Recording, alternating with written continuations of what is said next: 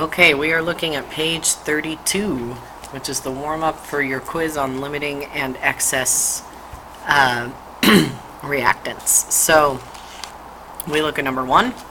It says 5.7 moles of nitrogen gas react with 6.8 moles of hydrogen gas oh, excuse me, to produce nitrogen trihydride. And then they give us this reaction right here, which, by the way, is not balanced. So really, before we can do anything else, we got to balance this. So we're going to make a chart. We're going to list the reactant, or the elements we see on both sides. On the reactant side, I have nitrogen and hydrogen. On the product side, I still have nitrogen and hydrogen.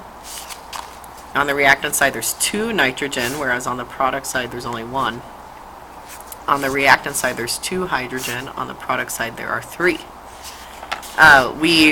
Back in Unit 7, we talked about when you've got this 2 and 3 thing going on, 2 on one side, 3 on the other, you have to bring these both up to 6. But just writing 6 in your chart doesn't actually change anything. It's not actually 6 until we put numbers in front to multiply it. So right now there are 2, but I need something times 2 to get this hydrogen up to 6. So something times 2 equals 6. 3 times 2 equals 6. And on the product side, just writing a 6 here didn't change anything. It's not changed until I put something in the blank. I need something times 3 to equal 6. Something times 3 equals 6. 2 times 3 equals 6. Now be careful when you put this 2 here. That 2 also distributes to the nitrogen. Now there's not 1 nitrogen anymore. Now there are 2. But on the other side, there's also 2 already. So these are actually equal now. And that means this final blank, you just need a 1. Once we've done that, we can go back to the original question. 5.7 moles of nitrogen gas react with 6.8 moles of hydrogen gas to produce nitrogen trihydride. And notice that they have given us moles of nitrogen and moles of hydrogen. That's moles of reactants for both. We have that we are given 2 reactants. And when you are given 2 reactants, that means you are going to use those steps that we had back on page 29. When you are given 2 numbers that are both reactants, these are the steps you're going to follow. So first, we know we're going to need 2 sets of 2 fractions.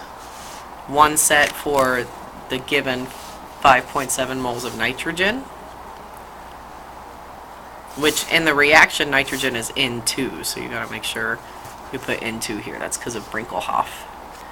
And then 6.8 moles of hydrogen, that's going to be on top of your other fraction. And again, if you look in the reaction, it was not just H, it was H2, so we're going to put H2 in our fraction.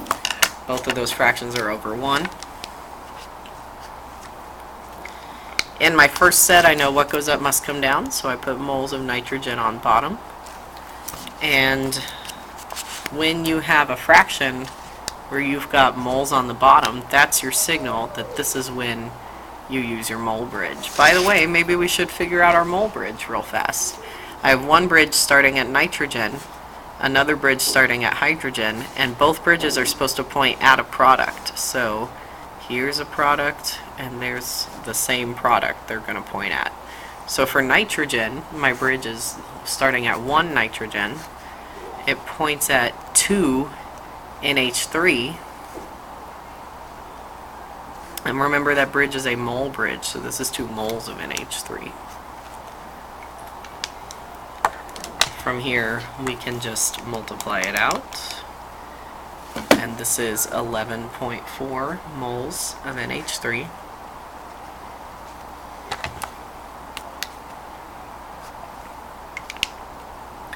For our bottom set, 6.8 moles of hydrogen. What goes up must come down. Moles of hydrogen will move to the bottom here. Once you have moles on the bottom, that's your signal that it's time to use your mole bridge. The mole bridge for hydrogen starts at 3 hydrogen. And if I follow that bridge, it's also pointing at 2 moles of NH3.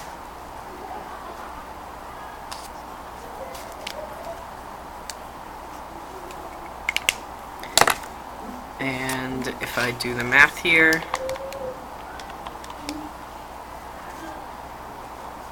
I get 4.53 moles of NH3. I'm not done yet, but doing the math here is the first big part. If I go back and look at those steps on page 29, I did 2 fractions to find moles of the product from my first given, 2 fractions for moles of the product from my second given. I look at my 2 answers. Which one is larger is the one that I cross out. So I go look at my 2 answers, 11.4 versus 4.53. The one that is larger I cross out. That's 11.4. And that means that 4.53 is my answer that I'm going to put a box around. This is how much stuff I can actually make.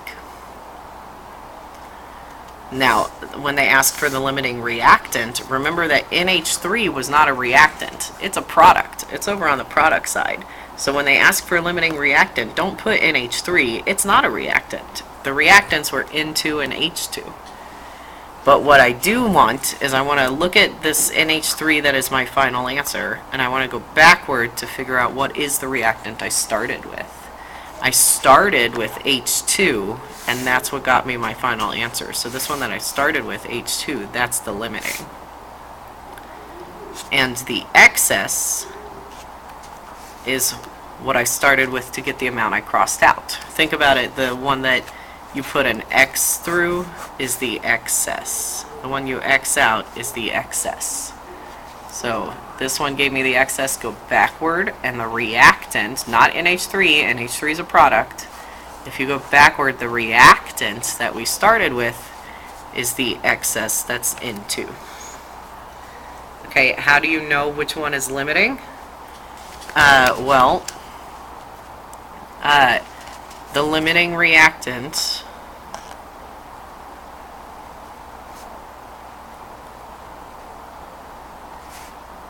makes, runs out first, so it can make less total product.